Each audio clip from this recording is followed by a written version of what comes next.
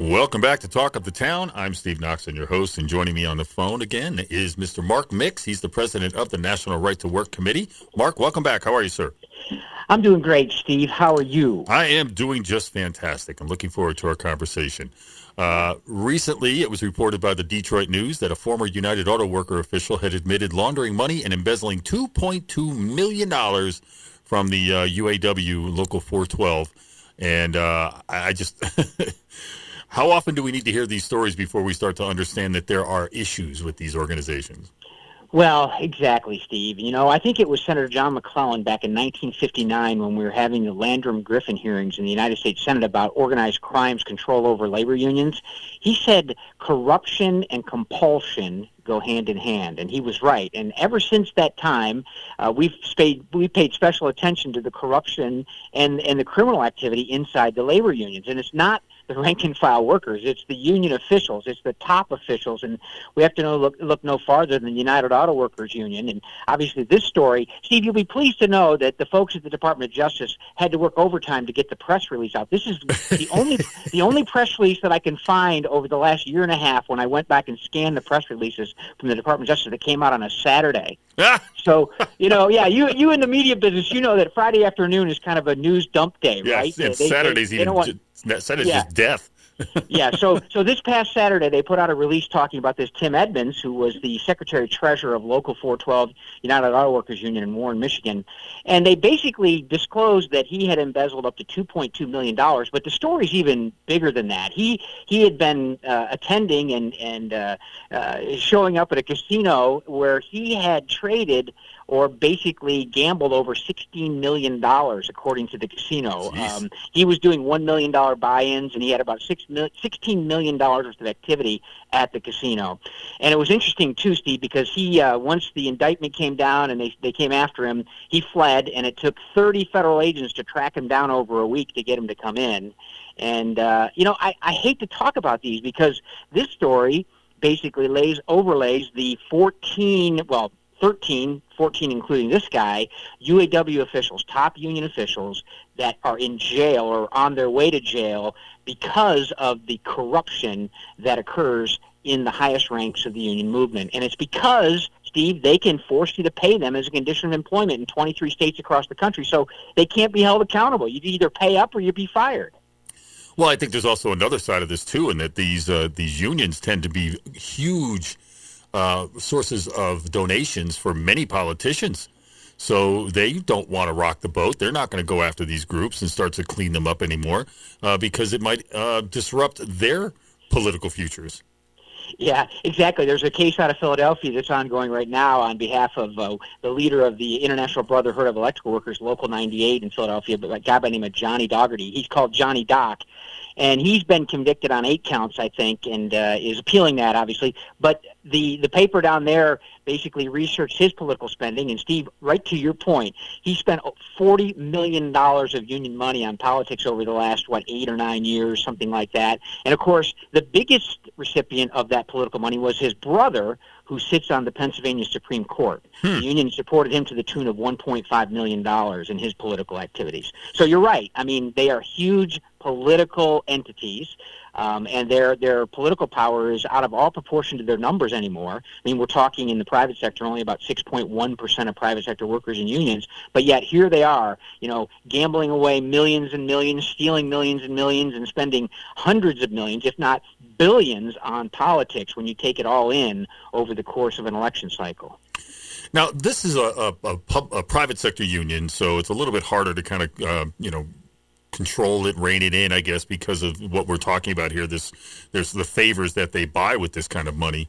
But we also have these problems when it comes to public sector unions, and I think there are even bigger problems when it comes to public sector unions because I've made this kind of analysis or this analogy many times in the past. When you have a private sector union debating and dealing with a business entity, you generally have the management sitting on one side of the table, the union sitting on the other side of the table, and ideally they come together in the middle with a deal that maybe they both don't love, but they can live with. When you're in the public sector, you have both the management, which are the politicians, and you have this public sector unions sitting at one end of the table, all kind of double dealing and making sure that they're all, taking care of each other here. And then at the other end of the table, you have the taxpayer who has no say in these negotiations whatsoever. And I find that to be just almost borderline criminal. Yeah, absolutely. In fact, the Supreme Court agrees with you, Steve. We argued a case at the U.S. Supreme Court called Janus v. AFSCME, and what the majority of the justices said in that case, they said that everything that government unions do is political by nature, because they're basically redressing government as to how they should spend their resources. And obviously, union officials want to spend their resources the way that union officials want to spend. So they basically said that no worker in the public sector could be forced to pay union dues or fees in order to get or keep a job because of that very notion that everything they do is political. And you're right. They're sitting on the same side of the table as the people that they're putting political money into their campaigns. Well, and we're seeing it here in Connecticut, and it's happening all across the country. You've got this huge ton of money that was thrown into the economy or thrown at the states because of COVID. Connecticut was able to balance its budget and come up with a $2.4 billion budget surplus when we've been facing deficits for the last decade or more because of this largesse that they receive from the federal government. So, of course, what do the state unions want to do with it? Give it to the state workers. They don't want to provide a tax cut to the citizens of the state. They don't want to give it. No. They're out, and the governor's going along with it. It's unbelievable the benefits that the state workers got this year. Yeah, and I thought I read somewhere that Governor Lamont basically didn't want taxpayers to know what he was doing either, if I recall something. Oh yeah, no, they won't publicly release the agreement until it's actually approved by the union workers. Yeah, okay. Well, there's the kind of power that they have, and it speaks directly to what you were talking about, and it talks about the power of unions. As you mentioned, in the private sector, there's competitive forces that basically keep both sides in line as to what they're asking for, what they demand, and how long they're going to demand it. Because if a private company stays out too long, and union officials keep their workers out too long, or their members out too long on the picket line, somebody else comes in and provides that service. In the public sector, by definition, and I know government's gotten way bigger than it was intended, there is no substitute for the services that allegedly that the government provides. And that's why Franklin Roosevelt was opposed to the unionization of government employees, saying you can't do it. It's not the same. And that's the point you made when you talk about, how they negotiate and the fact that this political money immediately goes into the pockets and into the campaigns of those people that they're allegedly supposed to be negotiating with. You want to know, if you really want to focus on what's really wrong with unions, especially public sector unions, you really should spend more time in the state of Connecticut because it's unbelievable what goes on here. They're also discussing and will very likely approve giving unemployment benefits to workers, union workers that go on strike. Yeah, yeah. So the taxpayers pay it when they walk off their jobs that are supposed to be supporting the taxpayers. Yeah. There's a lot of that. It's getting, people I think are beginning to understand just how powerful and how difficult this is. And I think one of the silver linings of COVID, and there's not many, but one of the things is the exposure of the power, specifically the teachers union. And now just in the last day or two, we've seen emails coming out between the CDC and Randy Weingarten, the head of the American Federation of Teachers Unions, and basically the White House, where the union was the one setting the standards. It wasn't science like they told us. We're going to rely on the science. No, we're going to rely on a union official to tell us how teachers will go back to school and how much, leverage they have over making sure that money's flowing to the schools and then negotiating with school boards and getting that money back in. They're willing to agree to the science, but they have to negotiate over all that, Steve, right? Yeah, it's incredible. And we have an administration now that is just basically turning over even more power to these unions, is basically run by the unions at this point. And it seems like, they're feeling their oats and they're making these rules that are going to be very difficult to overturn. Yeah, that's absolutely right. And it's not necessarily the legislative branch. It's not the Article 1 branch. It's the Article 2 branch that's doing it through bureaucratic and executive action and using, the Department of Labor and the Department of Transportation to funnel money into organized labor unions by saying that, if you're going to spend money over $35 million on a federal project that has any federal money in it, you've got to use union labor, and non-union contractors can't bid on that work unless they're a signatory to a union contract. And then we have to pay a so-called prevailing wage, which is basically a union wage rate. And that, we know from Boston's Big Dig and other projects around the country, raise the cost of construction, somewhere up from 20 to 30% on every single job that comes under a Davis-Bacon or a prevailing wage provision. I mean, so basically in Connecticut, if you don't build under the Davis-Bacon prevailing wage laws, you build 3, you get 1 free if you just do it under regular competitive standards. But no, that power is really resident, and you're right, they're flexing their muscle right now. We're seeing it at the National Labor Relations Board. In fact, we're helping some employees out in Las Vegas at a casino where they literally, Steve, they voted against union representation in a secret ballot election, but their unions appealed it. They went to the National Labor Relations Board, which is now stocked with bureaucrats from Joe Biden's side of the aisle, and they said, well, no, the secret ballot doesn't count. The union said that they had enough signatures on cards to show majorities, and so the NLRB accepted the card check majority as opposed to the secret ballot results. I mean, this is just dirty. I mean, it's just dirty from the top to the bottom, and it's just amazing that people don't see this. And again, here's another law that they're talking about here in the state of Connecticut that's being pushed by the unions. We're looking at potentially a huge retirement wave here in the state of Connecticut. They changed the compensation plan so that after July 1, retired state workers don't qualify for cost of living increases until the second year of their retirement. There's all other kinds of changes. They have to put $80 a year into their own health plan or something like that.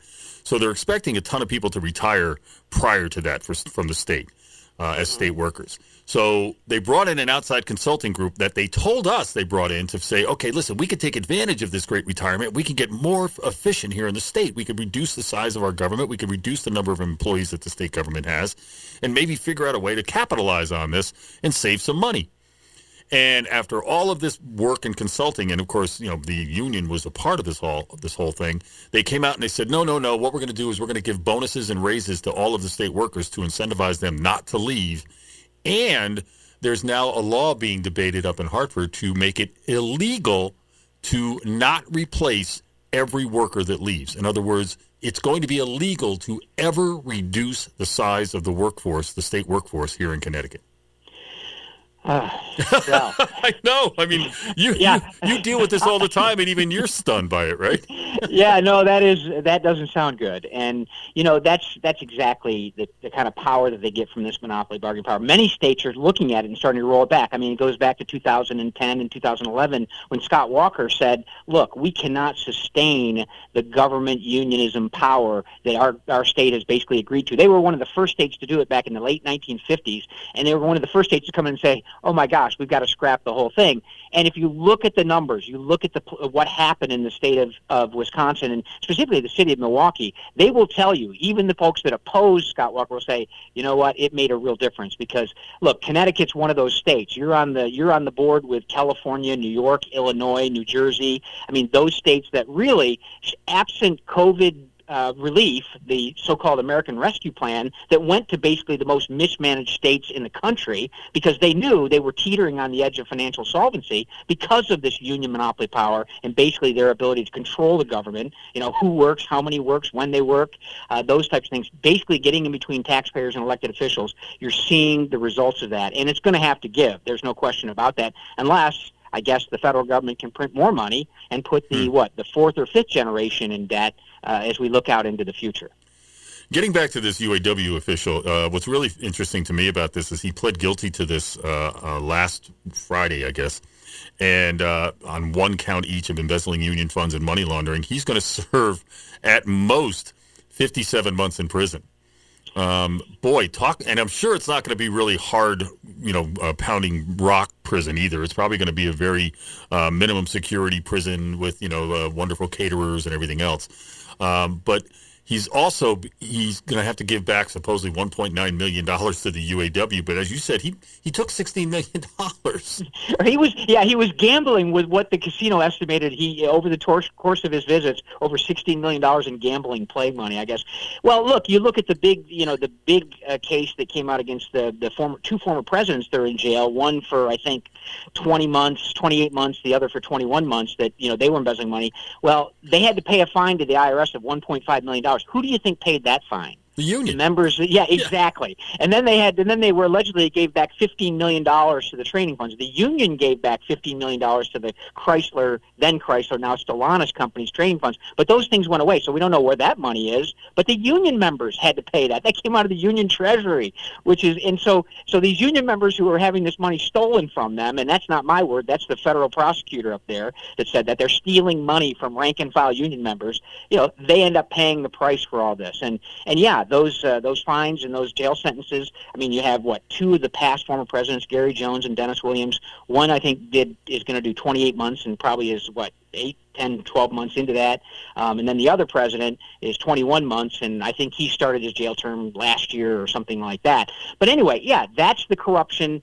That's the compulsion, and those two things go together. And until we give rank and file workers across the nation, in every state, including Connecticut, the ability to hold union officials accountable for their actions, like $2.2 million in investment, using the union credit card to pay for steak dinners and automobiles and gambling, and then for the big UAW members for 6-month vacation villas in Palm Springs and golf clubs and $400 bottles of champagne and 60, I forget what it was, like 60,000 cigars or something like that. It gets ridiculous when you start talking about it, and that's because they believe they're unaccountable. The money flows in whether they service these workers or not.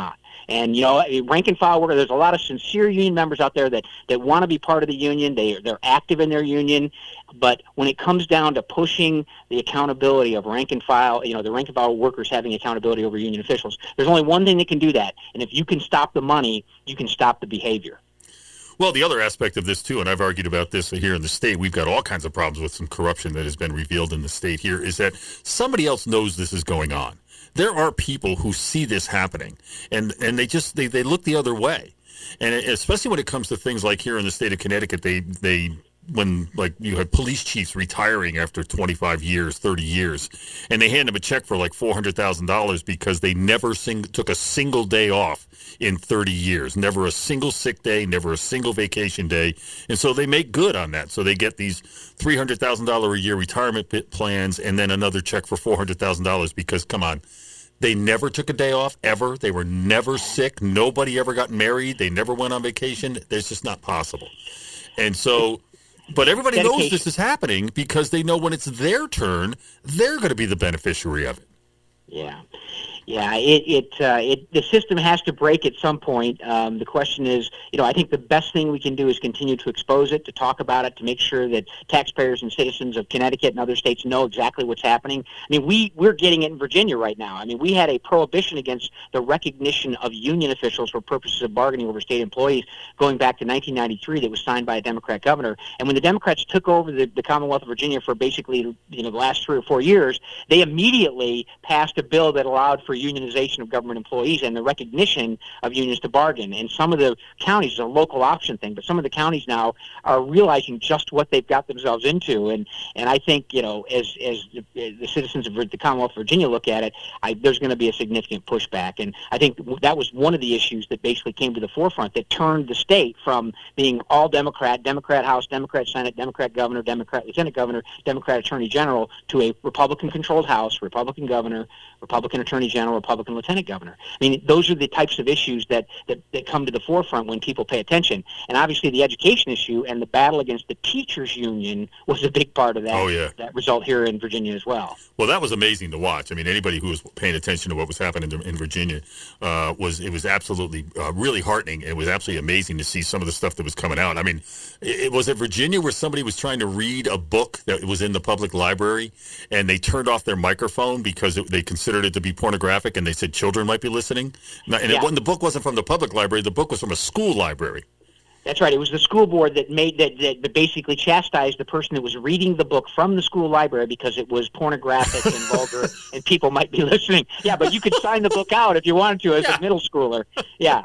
I mean, I think that, look, eventually, as people learn about this, and I think your organization does a great job of making people aware of what's going on, as more and more people learn about this, more and more people start to get really upset. And again, especially when it comes to education, you don't mess with these mothers' children. And as people are hearing about these things and are starting to realize just how off the charts, off the tracks it has gone, and then the defense is, well, you have no right, you have no say. I mean, it was Terry McAuliffe that said that the parents are not the primary stakeholder in the education of their children. I mean, parents hear that kind of stuff and they start to get angry.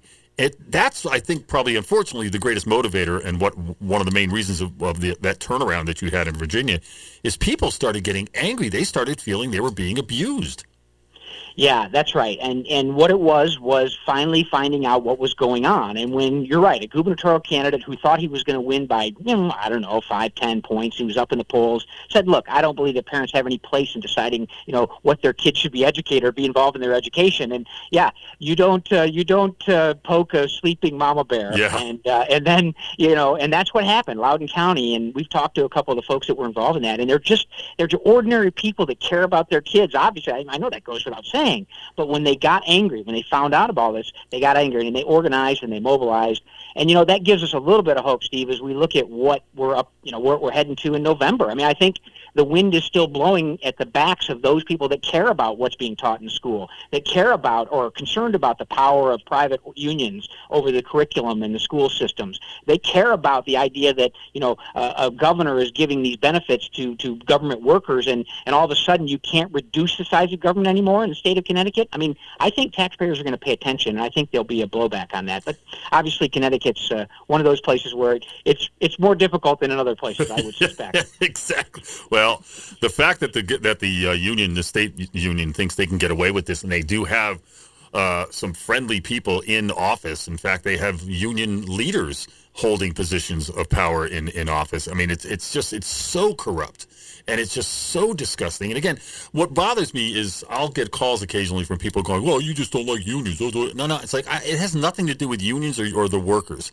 It has to do with the abuse and the theft that is going on, that is destroying the state of Connecticut. And if anybody doesn't see what's happening here in the state of Connecticut, I mean, the former governor of the state of Connecticut actually gave us a quote a few years back. Two things. He said, number one, when he got reelected, he said this was because of the unions, the state unions, and I am your servant. He basically, that's a quote. He said to the unions leaders, I am your servant. That's a bad line from a state governor.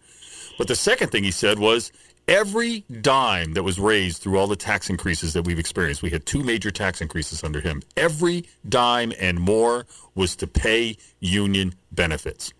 Every dime. And it's like, those 2 statements right there are so telling. And that kind of abuse is what's driving this state right into the ground. Yeah, and I would be stunned if there's a loyal union member, someone who loves their union, that would support Tim Edmonds from Local 412 in Warren, Michigan, stealing $2.2 million, or Gary Jones and Dennis Williams, former international presidents of the United Auto Workers Union, who were using union dues, rank-and-file dues money to live a life of luxury in Palm Springs, California. I don't think there's any union member that would support that, and they have to look themselves in the mirror and say, hey, how can I help control the unions? And from a standpoint of the taxpayers, specifically in the state of Connecticut, they get to look themselves in the mirror on every election day, and they can look back and hopefully pay attention and remember some of the decisions that have been made by the so-called leaders in your state that are really influenced by a particular private organization, which is a labor union, whether they be government unions or private sector unions. Mark, what's your website? You can find us at nrtw.org for questions about your legal rights in the workplace, and you can find kind of legislative tracking and what's happening in Washington and the bills we're tracking in your state at nrtwc.org. That's the committee, nrtwc.org. Always a pleasure to have you on, Mark. We look forward to talking to you again. Thanks, Steve. Appreciate it. Take care.